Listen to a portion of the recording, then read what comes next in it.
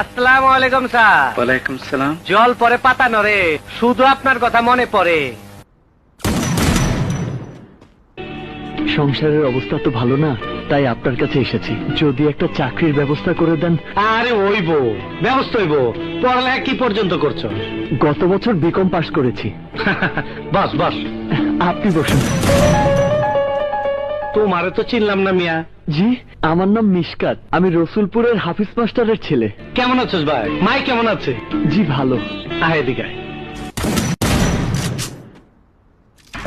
ভাইজান, আপনি নাকি আগে সন্ত্রাসী ছিলেন, আপনি ভালো হইলেন কেমনে?